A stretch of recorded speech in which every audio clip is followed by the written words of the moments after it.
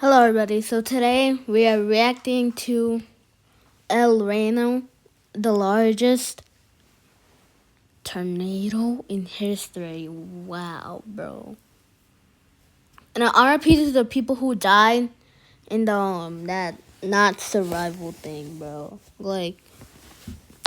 Anyways, let's watch and let's see how scary it is, I guess. This is the largest tornado in recorded history, heading straight for storm chasers desperately trying to escape. In just a couple of minutes, this monster would become one of the strongest, most infamous tornadoes in modern history.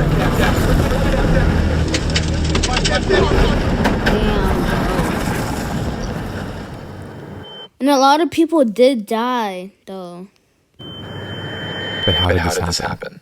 An EF5 tornado just went through Moore, Oklahoma, leveling multiple neighborhoods. The large Oklahoma City metro is left in shock at the devastation. May is an active time for tornadoes in Oklahoma, but nothing like this could have been predicted. One thing about the weather, though, is that it stops for no one. As the weather system responsible for the EF5 tornado fades to the east, a new system follows from behind. Forecasters notice a strong trough on weather models, and note it will intensify over central Oklahoma as winds push from a region of high pressure to low pressure. A band of robust winds fosters the wind shear needed for storms to form. The summer heat and strong moisture from the Gulf blend in these areas as well, giving the atmosphere every ingredient it would need for supercell thunderstorms. But still, not every supercell is a disaster. It feels like South Florida. I gotta tell you, my hands have been sticky all day. It's just a ton of moisture in the atmosphere right now. A couple of storms that have already begun to fire here. Gonna show them to you. Off to our north here, this is one that's gonna head toward, we believe, Cashion. You can see a well-delineated. Bro, just get in the car. Like, what? Like, who gets outside just to go alive? Like, why? I don't know. Face to this. So we're going to have to position ourselves in a way that lets the storm slide by us, where we can kind of avoid the larger hail course, because they've already put down some big hail. Hundreds, possibly thousands of chasers have chosen today to chase storms. I mean, it was perfect. Right in the middle of Tornado Alley, summer had just rolled around, and a huge tornado had just occurred in the exact same area, enticing chasers with the prospect of another potentially historic event. With the risk directly situated on central Oklahoma, storm chasers needed a good place to sit and wait while still avoiding traffic from the huge Oklahoma City. To the west of the Oklahoma City metro, the town of El Reno presented itself as the perfect target for chasers, with the El Reno area packed with chasers. At 4:30 p.m., a blip on radar appears, and then a couple more. With the extreme instability present, or available energy in the atmosphere, these blips are quickly going to turn into monster supercells. Renowned storm chaser Tim Samaras tweets about the dangerous potential ahead. Storms now initiating south of Watauga along the triple point. Dangerous stay ahead for Oklahoma. Stay weather savvy. Tim is chasing with his group to Estex. His son, Paul Samaras, and a close colleague of his named Carl Young accompany him as part of the team. Their goal? Get life-saving data of tornadoes using instruments like pressure probes. In fact, back in 2003, Tim had set the world record for the lowest pressure drop ever recorded in a tornado, and he was out there to do it again, risking his life for the safety of those around him. By 5. Why do people do this, though? Like, every single time when they're in the tornadoes and then they survive, and then thinking that they will survive, but they end up, like, not surviving.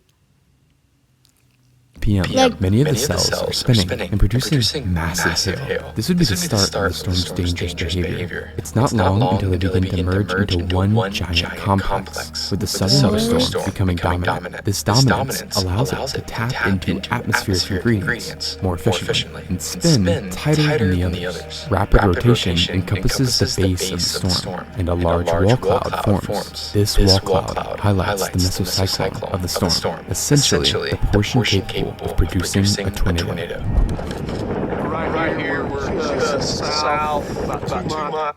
What does it say on the bottom on C? This is what are we doing? What are we doing, bro? Like, Maybe a mile west of El Reno. It's right here. At 6:01 p.m., the first report of a tornado appears. When exactly this tornado actually touched down, however, is a little murky, as the actual base of the storm is enormous. Instead of a thin funnel emerging from the spinning clouds, dust began to swirl randomly underneath the entire storm. While currently weak, it's obvious that something big is about to happen. It's just a matter of when. At 6:03, a small funnel stretches to the ground before lifting back in the air. Damn, bro. It's down right by the tree. Another small funnel on the ground. We got multiple vortexes. Multi-vortexes. Oh, shit. Sorry about that. This is our first look at what is called a sub-vortex. You see, Bro.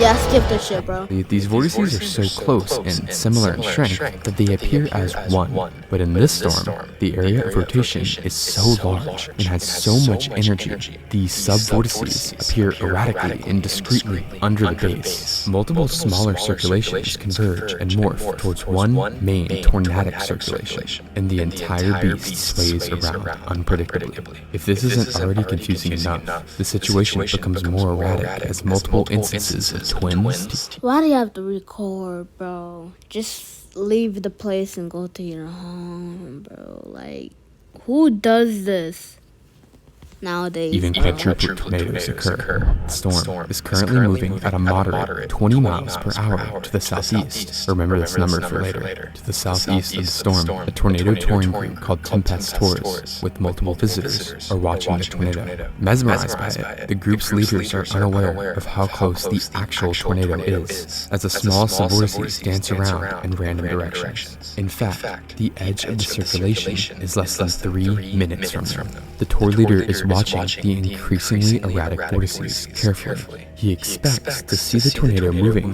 from left to right, which would indicate the tornado is moving from west to east, the expected direction of motion. Instead, they see no motion. That's when they realize something terrifying. The tornado is moving directly towards the tour group. Yo, that's terrifying, bro. Like, it tricks you into thinking that it's not moving but going to you. Like, that's just terrifying as hell, bro. The tour leader immediately honks his horn to get the group back in the van. At this moment, they have less than 60 seconds to get out of the tornado's path.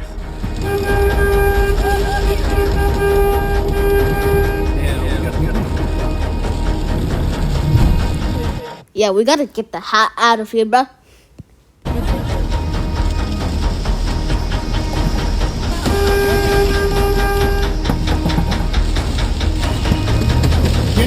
Get in now. Shut that door. The tour group members jump into the vans, and the convoy bombs southwards to escape the tornado's path. Fortunately, they are able to outrun the vortex, a rare occurrence in comparison to others. The majority of chasers have positioned themselves to the south of the tornado. This is because, again, the tornado should be moving to the northeast, but because of the sudden southeast motion, they find themselves scrambling to get out of the way of the powerful circulation. Due to the hundreds of chasers, mobility is severely hindered as traffic jams begin to form. The hype caused by the active season has caused a backlog of chasers itching to get as close to the tornado as possible. This is a grave mistake, as that decision, combined with the erratic motion and structure of the tornado, is creating one of the most dangerous environments around a tornado possible. Due east of the tornado at 6:09 p.m., storm chasers Brett Wright and Brandon Sullivan are watching the tornado only 3,000 yards away. The chaotic movement of the sub-vortices make it difficult to determine the movement of the tornado, but they assume the tornado is headed east to northeast, which would be essentially directly for them. Analyzing the situation, they decide That's crazy, bro. Like, holy fuck, I'm about to be out of here, bro. Like, if people go in heaven, I don't know what to say, but yo. The hardest possible thing to do would be to drive south, but this is... I'm sorry for pausing this again for like 5 seconds.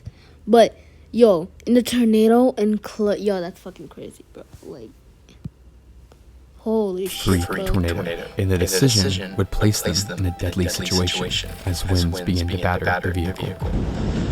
Oh my gosh. Debris! Holy Oh my moly, bro. god. Up for you. Keep going. Why is that stopping? And they're getting sucked, bro. You may be confused as to why they waited until the tornado was so close to them, but the same illusion that almost killed the tour group has struck again, making the motion seem much less direct than usual. The wet roads and gusting winds mean their car is limited to max 40 miles per hour, a speed which is not at all fast enough to escape the massive growing wind field. As the strongest inflow winds feeding into the tornado strike them, a nearby farmhouse is torn apart, pelting their car with debris and shattering the windshield. They are just barely able to keep moving though. Escape. Imagine you're accidentally swallowing the yo. That is crazy, bro.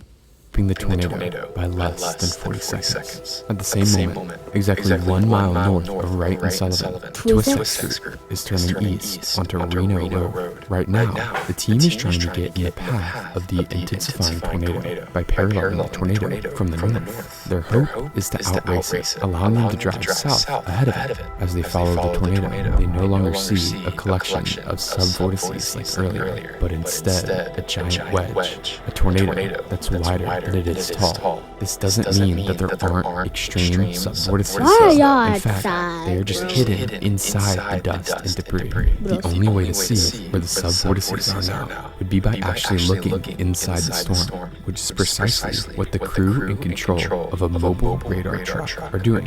What they observe is very rare. For most normal tornadoes, the rotating core of the storm will exhaust its power into a single point. But here, Bro, the thing is, you have to get out of there because then that's crazy, bro.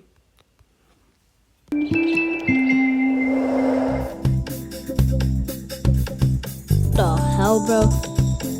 the mesocyclone is so powerful, multiple distinct rotations are forming within the circulation. The wind speeds and erratic motion are alarming to the people inside the radar truck. Less than half a mile behind the Twist-X crew, Reed Timmer and Team Dominator are also following the tornado. Storm chaser Ray Bohack is filming from within one of the team's 3 storm chasing vehicles. Dominator 1, he captures the monster in front of them.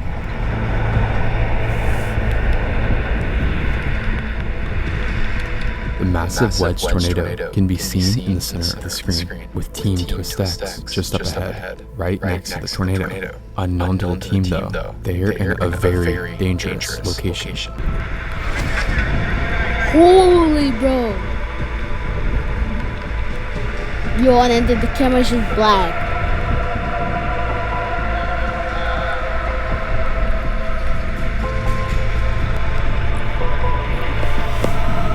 The radar truck records another vortex form over the El Reno airport. This vortex sweeps just behind the team, when suddenly another vortex forms further to the southwest side of the wedge. Within the storm, there are now 3 or more visible vortices rotating around each other. The radar truck crew observes how the formation of these new tornadoes causes some crazy, unpredictable behavior. Here, the main wedge is pulled north by the forming vortex, lunging towards Reno Road, towards the Twist-X crew. Inside Twist-X's vehicle, Paul Samaras has a video camera and is capturing the encounter. While the footage they recorded is lost, the dialogue of the 3 crew members has been transcribed. Carl Young urges Tim to continue east to get ahead of the tornado. We could pass it right now, Tim. It's no problem. Really. I mean, I have a clear shot. But Tim realizes something's wrong. We've got debris in the air. That's the problem. As the wedge curves towards them, the outer bands begin to impact them, pelting the car with debris. Oh, we've got to turn to the north. That's good. We're gonna follow it around to the north and get out of here. They turn north Buddy, are you onto sure a about former that? quarry road, battling 70-mile-per-hour winds feeding into the tornado. While this is happening, a civilian named Richard Henderson is also on Reno Road, just ahead of Twist X. He had Why are you in there, bro? Bro's in a tornado spot thing. watched the tornado At least Twizzix went there, though.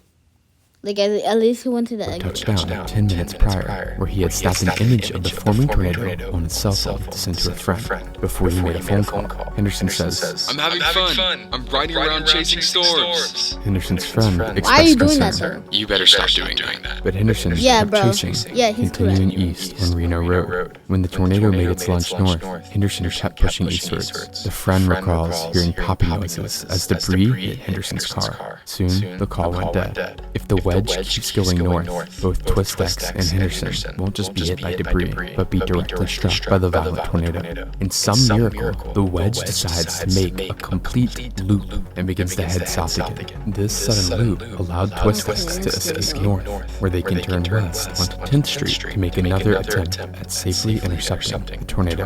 The dark mass now deviates slightly to the east, and with this change in path, a change in speed, the tornado is no longer moving at the reasonable 20 miles per hour from the Yep, it's going at you, bro. It's going at you, bro. beginning of its life. Now, it's racing eastwards at more than 50 miles per hour. Any chaser east of the tornado now suddenly finds themselves escaping a deadly situation. There is a huge issue though. There are now potentially hundreds of chasers clogging the wet dirt roads, making it practically impossible to get out of the way. One chaser who finds himself stuck in the chaser traffic jam is Skip Talbot. He's in a group of chasers watching the storm approach from the intersection of 15th and Country Club Road. Up until now, dust has obscured the tornado from sight, except when lightning strikes briefly, illuminating the approaching circulation from behind. But even as the tornado closes, the heavy rain hides the chaotic Ferris wheel of vortices from sight. The group stays, waiting to gain a visual on the tornado. After all, the tornado is still about 2 miles away, but gradually, Talbot notices something unusual. He watches as the rain curtains sweep from left to right at increasingly fast speeds. The rain must be rushing around at more than 100 miles per hour. This triggers a sudden epiphany. The rain is the tornado. The entire area is starting to gain tornadic winds. The group makes the smart decision to scramble east. As they turn onto 15th Street, they join a bumper-to-bumper line of chasers, all running for their lives. Not everyone in this line is a chaser, though. A couple minutes before, local resident Billy O'Neill and his son-in-law, Jose Bonilla, are watching the approaching tornado. Bonilla urges O'Neill to get into the neighbor's storm cellar, but he's too claustrophobic. Because of this, the pair decide to try and outrun the tornado in their car. They drive south You can't do that, bro. You're gonna get sucked in, bro. to 10th Street, where they see the line of chasers fleeing the approaching funnel. O'Neill stops and waves on the chasers, even as the tornado approaches closer and closer. Eventually, the last car passes, and they're able to turn. Bro, these ads. And to close them, and the last ditch inside is the driver, and they're able to turn into 15th Street. But the tornado is moving way too fast. Unfortunately, there's no chance of escape. Ahead of them, they see a pickup truck turn south onto a dirt road. Inside is the driver, Dustin Heath Bridges, and passenger Wyatt Mindeman. They have both been caught in the storm whilst heading towards the nearby town of Yukon. O'Neill follows them in a last-ditch attempt to get out of the tornado's path. It's too late though. Power lines are brought down onto Bridges' truck, trapping both cars as the tornado overtakes them. Bonilla recalls, all the windows blew out. We started rolling. It was like slow motion. Both cars roll at least 150 yards before they come to a stop, right side up on a completely different road. And then you're just flying. Yo, that's so scary, bro. Like, I don't know how to. Now I'm shaking a little bit, but It's just terrifying me, bro. Bonilla climbs out of their door and hears screaming from Bridges' pickup. He runs over to find Bridges hanging out of the door by his seatbelt. Mindeman is sat with a crushed leg, unable to help him. Bonilla rushes back to O'Neill to get help, but when he arrives, he realizes O'Neill has passed away. Bonilla. Dang, bro. He passed away. Yo, R.I.P., bro. Grabs a piece of broken glass to cut Bridges free from his seatbelt. Paramedics soon descend on the scene, but when they arrive, Bridges has gone unresponsive. He and O'Neill are pronounced dead at the scene, the first death attributed to the tornado. 1 mile north on Reno Road, this is so there is another sad. line of chasers fleeing eastwards. The last person in this traffic is the previously mentioned Richard Henderson. Henderson was able to make ground on the tornado when it looped behind him, but now it's closing on him again. The crowd of vehicles now converge on Highway 81, a major road running north to south. Here, many chasers make a life or death decision, continue east and hope they can outrun the tornado on the dirt roads, or turn south onto Highway 81 and hope they can outrun the tornado before it hits them. Skip Talbot and Richard Henderson make the decision to continue fleeing east. At the same time, half a mile north of Henderson, a group of chasers from the Weather Channel are about to make a different decision. A decision that may be the biggest mistake of their lives. The Weather Channel team is made up of 3 vehicles. The lead vehicle is driven by Kevin Parrish, which is then followed by a vehicle named the Bettsmobile because it is operated by Mike Betts, a Weather Channel reporter. Betts' producers Austin Anderson and a cameraman named Brad Reynolds also accompany him. The convoy stops just north of Reno Road so Betts can make a live broadcast as the tornado approaches from the southwest. All right, that's Simon Brewer, one of the storm riders, and here's I think we're trying to get a hold of Mike Bettis. He's out there in the field. I believe this is the Mike shot here. That's the tornado hunt team. Hey, Mike, I think he's just now. Well, he's got a tornado behind him. Yeah, Mike, can you hear us? Guys, that's it. Right there. There's the tornado. We are just north of Union City, south of El Reno, south of I-40. Cops have blocked off 81 at this point, and not letting traffic go southbound because the path of the tornado could come right over top of Union City or pass very close to it. Look at that monster. This is a huge tornado. If you live in Union City, south of El Reno, you have to take shelter. We may actually quickly try to get in our cars and get south of this. That'd be the safest place to do that. I think we have to go now in order to stay ahead of this and not get run over by it. So guys, I think we're going to get back in our cars. We're going to try to keep our cameras on top of this, and we're going to roll just to stay safe, okay? We'll be back with you in just a minute. But huge, violent tornado right now approaching Union City, south of El Reno, Oklahoma. Their decision to drive south seems like a reasonable idea. To their north and west, giant, record-sized hail is falling. Traveling east would keep them in the potential path of the tornado. So booking it south towards clear air is by far the most appealing option. Sadly, once again, illusions hide the danger they're about to put themselves in. You see, the tornado is so large, it seems like it's barely moving yet again. But again, when a tornado doesn't appear to be moving, usually it's moving towards you. This illusion likely makes the team believe they are directly in the path, prompting the Weather Channel convoy to head south rather than stay put. The truth is, the tornado is now racing due east at 55 miles per hour, but it's not just moving at 55 miles per hour, because as well as this, the tornado's size is expanding faster now than any tornado in history. In less than 60 seconds, the wind field expands from 1 mile to 2 miles in width. This means the tornado is literally expanding towards Highway 81 at 30 miles per hour. Combining these values, the tornado's forward speed is coming directly at them at over 80 miles per hour. As the convoy begins to drive south, they quickly realize their mistake. The rain begins to clear, once again exposing the erratic multi-vortex. Hi, my name is Gracie. I'm 16 and I play soccer. But And I'm I'm a ship. outside back or center back. I've been playing since I can remember, probably since I was 4. Core. The funnel is smaller in size now, but the contraction of the core has actually made the winds stronger. Aerial imagery from after the tornado shows the path of scouring the tornado is creating at this time. But even though the funnel is nearly a mile away, the wind field is beginning to cross the highway ahead of them. They pick up speed, traveling south at over 70 miles per hour, but still, the tornado is outpacing them. Parrish watches as dozens of vortices sweep towards them. It's now less than 300 yards away. Winds into the storm suddenly spike to more than 120 miles per hour, lifting and slamming his car into the central divider before sucking it into the roadside ditch. Behind him, that's filming.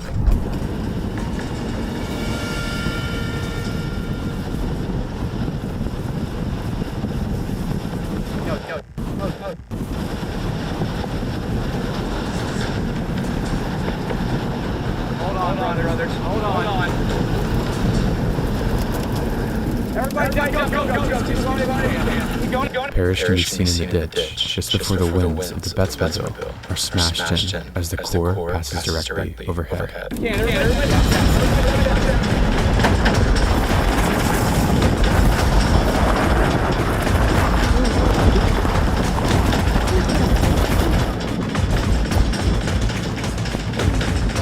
Bet's camera is ejected from a window upon impact, but continues filming. I'm so confused. So the camera continues filming, but the thing is, it just falls out the window? Like, why? Bet's mobile can be seen rolling away, with the 3 occupants still inside. To the north, a separate tour group operated by Randy Walton is attempting to navigate through the traffic jam of Chasers on Reno Road. Their tour group is about 30 seconds ahead of Henderson, but instead of continuing east like Henderson, they turn north. 50 seconds later, they approach the intersection of Highway 81 and a road named Reuter Road. At this exact same time, the Twist X crew is now approaching Highway 81. Neither Twist X nor Henderson are aware of the incredible speeds at which the tornado has expanded eastwards. Tim says, "We're probably gonna have to cross 81 if this road is good, and then try and drop down if we got some viable roads." They pull up behind a Toyota Yaris. The driver is storm chaser Dan Robinson. Robinson has a rear dash cam rolling, filming Twist X right behind him. Robinson looks south and also sees the tornado crossing the highway. This convinces him to continue east onto Reuter Road. Twist X decides the same. Randy Walton records Robinson's Yaris crossing 81, followed by the Twist X crew's white Chevrolet Cobalt. Walton and his group would have no clue they were recording the last moments of the Twist X crew. Thinking quickly, Walton also decides to turn onto Reuter behind them. I don't think that's safe, though. That's not safe. Yeah. Coffee. Go slow. Coffee.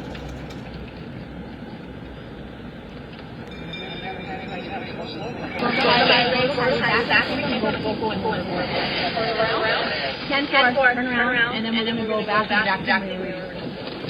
This decision to turn around, without a doubt, Smart idea, bro.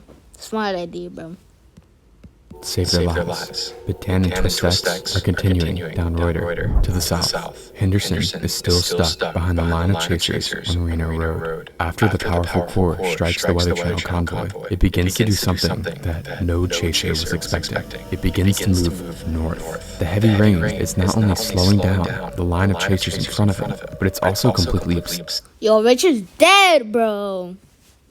the tornado that's rapidly approaching him. As far as he's aware, the tornado is still a mile to his south, where he last spotted it. But in an instant, the winds begin to roar, and debris begins to pelt his vehicle. There is quite literally no time to react to what's happening, as the tornado roars just behind him, east of the intersection of Alphaville and Reno Roads. His car is lifted and flung off the side of the road. He disappears into the darkness. Emily Sutton, a chaser just ahead of Robinson, films the core once again revealing itself. The funnel is a stovepipe shape, no more than 250 yards wide at its base, but the wind field is still growing. To the north, Twist X still can't see the tornado. Heavy rain to their south means it's essentially invisible, and determining its motion is impossible. They can only assume it's continuing eastwards. This thing is moving 40 miles an hour, 30 to 40 miles an hour to the east. Tim is likely guessing here, as the tornado is much closer and moving much faster. As the rain begins to clear, it's hard to discern what exactly is to their south. No, I see it. Well, maybe I don't. Tim looks up the road. Dan Robinson's car is just ahead, and rain bands begin to sweep towards the road. He glances back towards the massive rain, where the funnel is beginning to reveal itself. The air around him grows, quote, eerily calm. There's no rain here. Actually, I think we're in a bad spot. These are the last words that we verifiably have of the Twist-X crew before the camera recording cuts off. Say the Chinese get through the wall. I don't know Chinese, Bro, but I I'm need gonna this try. premium, bro. So YouTube, It had you have to get the fuck out of my ass, like, bro. used all of its storage, but at this point, the tornado is 90 seconds away. Robinson's rear dash cam continues to capture the white Chevy Cobalt. He also begins to realize what's happening. What is that? What is that? It looks like the tornado. The car won't go. I've got to get out of whatever this is. The car just isn't going. Twist-X's Chevy, with less power than Robinson's Toyota, falls behind him. The rear dash cam captures the car disappearing from a pair of headlights to a ceasing. Dang. You already know, bro. I think Twist-X got sucked out, bro. And soon, the tiny speck of light is extinguished. The wall of darkness has consumed the road. Oklahoma Highway Patrol Officer Also, guys, you have to turn on your captions for you can hear me. T. Randolph is nearby and is listening to her radio when she hears a disturbing shout. We're going to die. We're going to die. The transmission went dead immediately afterwards. It is believed that this transmission was from the Twist-X vehicle as the main circulation overtook the car. By the time Robinson pulls clear of the tornado, it has grown to its full width, an incredible 2.6 miles wide. The rain has fully cleared, and now the inner mechanisms of the disgusting monster can be seen. Huge sub-vortices sweep around at incredible speeds. The mobile radar truck from earlier has paralleled the tornado to the north on Interstate 40 and is watching the tornado approach. As the radar scans the tornado, they record something incredible. Inside the circulation, wind speeds of 296 miles per hour, the second highest wind speeds ever are measured. Moments later, a satellite tornado arcs around the south side of the main one with a ground speed of 175 miles per hour. This is the highest forward speed ever recorded for a tornado. Within minutes, this tornado has come close to or has broken numerous records. It continues moving northeast, forcing the radar team to begin to flee east on I-40. But here, they realize the magnitude of the disaster that is about to unfold. I-40 is a major highway that is packed with civilians and storm chasers alike. An EF5-strength tornado, with winds approaching 300 miles per hour here, could kill hundreds. Worse yet, if the tornado continues to track east, it will enter Oklahoma City. Panic begins to ensue in the Oklahoma City metro area. Residents haven't even begun to clean up from the EF5 and more the week before. And now, an even larger storm is closing in on the city. The panic only worsens the mob of cars congesting the interstate. But even when the situation seems like it couldn't get any worse, the lead newscaster for the Metro, Mike Morgan, says this live on air. Need to be, if you can go south right now, if you don't feel safe, go south. Get out of its way. Reed Timmer is on that. Reed, this dire language prompts tens of thousands more to attempt to flee the area towards the south, bringing the area's already heavily congested traffic to a complete standstill. Thousands are now stuck in the path of this massive, violent tornado. Its erratic movement means forecasters have no idea what it's about to do next. If it continues eastward, it will follow I-40, where hundreds of cars are stuck. The outcome of a violent tornado hitting this traffic jam could be a death toll in the hundreds. The tornado is once again hidden by rain as it approaches I-40. Dan Robinson is dead, bro. Yo, I think, his car is still sweep around the main circulation, one of which swipes a small neighborhood of homes. Fortunately, the fast-forward speed of the sub-vortex spares total destruction of the area. As the tornado crosses I-40, it loops before heading due east. Following the interstate, hundreds of cars and structures are now in the path. Beyond the interstate, the densely populated suburbs of the Oklahoma City Metro are now in direct sight. It's not long until chaos begins to ensue on the interstate. Numerous 18-wheeler trucks were toppled. People's cars were picked up and rolled, and while many were able to survive, this luck would not last. Maria Martin, her husband, and their 3 children had pulled over their minivan onto the side of the interstate, hoping the tornado would pass by. Only the husband and 2 of the children were still inside the vehicle, injured but alive. Maria and her 17-day-old baby passed away. Fucking shit noise, bro. Yo, the baby was too young to pass away, bro. Just as the core of the tornado inches near the highway, a miracle seems to occur. The circulation begins to become increasingly messy, and it's weakening. Within a couple of seconds, the tornado would disappear into nothing. As the storm passes, law enforcement and chasers comb over the damaged path, racing nightfall to try and help those affected by the tornado. Fortunately, no structures were hit by the strongest winds in the tornado. If they had, EF5 damage could have easily been inflicted, and more people could have died. But the real tragedies that occurred during the tornado were in vehicles. Along Highway 81 and I-40, dozens of cars have been flipped or rolled, but so far, no deaths have been reported. Canadian County Sheriff's Deputy Doug Green is one of the people assisting in search and rescue. He drives down Royer Road when he spies something in a canola patch. He approaches the mangled heap of metal to find the body of Tim Samaras. By the next morning, the bodies of Paul Samaras and Carl Young will also be recovered after they are found ejected from the vehicle. Soon, Richard Henderson is also added to the list of fatalities attributed to the tornado, making the official death toll 8. Before today, no tornado had ever killed a storm chaser, but this one alone had killed 4, including a veteran chase group. Tim Samaras was well respected in the chase community, and although his work involved venturing close to one of the most dangerous places on the surface of the planet, he was regarded as someone who always put safety first. But the record-breaking and erratic nature. Bro. Alright guys, I'm gonna see if there is any Joplin, because there is Joplins. Hold on, make sure. Joplin. Oh, there is. Alright, well, I'll save this for soon later, for we can post it on the thing. So I hope you guys love the video. This is super sad, and this is the most scariest video that I've ever seen, because now I'm shaking. And it's literally like 9:13 a.m. in the USA. Like, alright, well, my tablet's about to die. Anyways, so hope you guys liked the video. Goodbye.